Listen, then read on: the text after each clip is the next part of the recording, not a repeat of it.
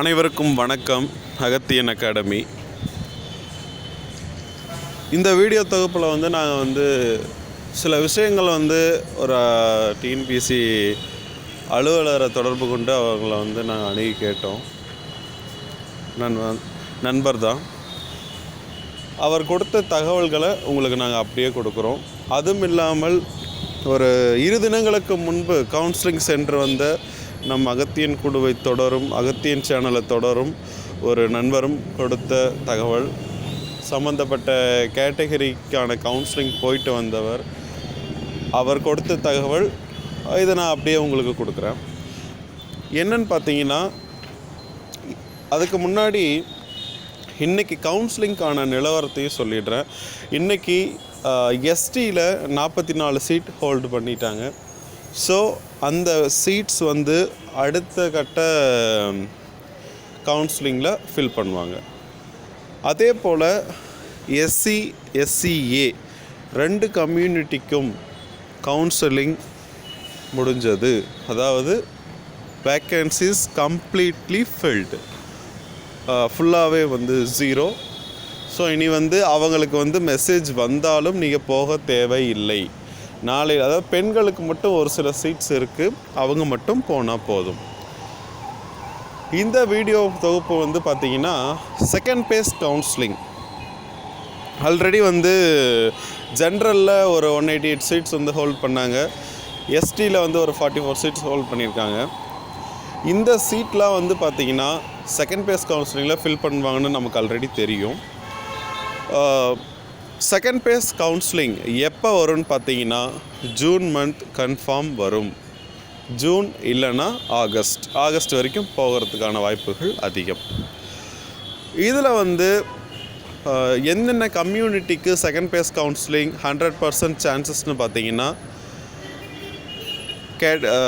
என்னென்ன கேட்டகரின்னு பார்த்தீங்கன்னா ஜென்ரல், பிசி, எம்பிசி, பிசிஎம் 3 கேட்டகரிக்கும் கன்ஃபார்ம். அதே மாதிரி எஸ்டி இவங்களுக்கு செகண்ட் பேஸ் கவுன்சிலிங் வருவதற்கு வாய்ப்புகள் கன்ஃபார்ம். ஆனால் எஸ்சி எஸ்சிஏ பொறுத்த வரைக்கும் ஆல்ரெடி பெண்டிங்கில் இருந்த சீட்ஸும் இப்போ லாஸ்ட்டாக ஆட் பண்ணி அவங்களுக்கான கவுன்சிலிங் கம்ப்ளீட்டாக முடிச்சிட்டதாகவும் இது டிஎன்பிஎஸ்சி மூலமாக எங்களுக்கு கிடைச்ச தகவல். அதே மாதிரி கவுன்சிலிங் போன ஒரு நண்பர், அவர் எஸ்சி கேட்டகரி, அவர் கொடுத்துருந்தார்.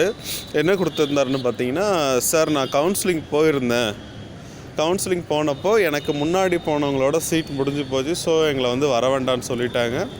அதே மாதிரி செகண்ட் பேஸ் கவுன்சிலிங்க்கு எஸ்சி எஸ்சிஏ கம்யூனிட்டிக்கு வாய்ப்புகள் இல்லைன்னு சொல்லி அனுப்பிச்சாங்க. ஸோ அடுத்த எக்ஸாமுக்கு படிக்கவும் சொன்னாங்க. யாரும் செகண்ட் பேஸ் கவுன்சிலிங்கை நம்பி எஸ்சி எஸ்சி எஸ்சிஏ கேட்டகரியில் இருக்கவங்க வெயிட் பண்ண வேண்டாம்னு சொன்னாங்க. இந்த தகவலை நீங்கள் வீடியோ மூலமாக தெரியப்படுத்துங்கன்னு சொல்லியிருந்தார். அதுக்கப்புறம் நாங்கள் டிஎன்பிஎஸ்சியில் இருக்க எங்கள் அதிகாரிகளை நாங்கள் கான்டாக்ட் பண்ணோம். அவங்களும் இதே தகவல் தான் கொடுத்தாங்க.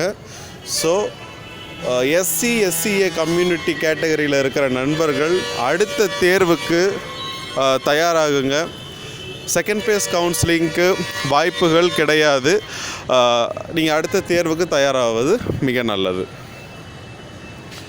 மற்ற கேட்டகரியிலலாம் ஓவரால் ரேங்க் வச்சு தாங்க ஷார்ட் லிஸ்ட் பண்ணுவாங்க. செகண்ட் பேஸ் கவுன்சிலிங் பொறுத்த வரைக்கும் அந்த ஷார்ட் லிஸ்ட் பார்த்திங்கன்னா கொஞ்சம் எப்படின்னா ரேங்க் பேசிஸில் தான் பிரிப்பாங்க. ஸோ அது லிஸ்ட்டு வெளியான பிறகு தான் சொல்ல முடியும். மோஸ்ட்லி பார்த்திங்கன்னா ஒரு 250 320 சீட்ஸ் வரைக்கும் செகண்ட் பேஸ் கவுன்சிலிங்கில் ஃபில் பண்ணுவாங்க.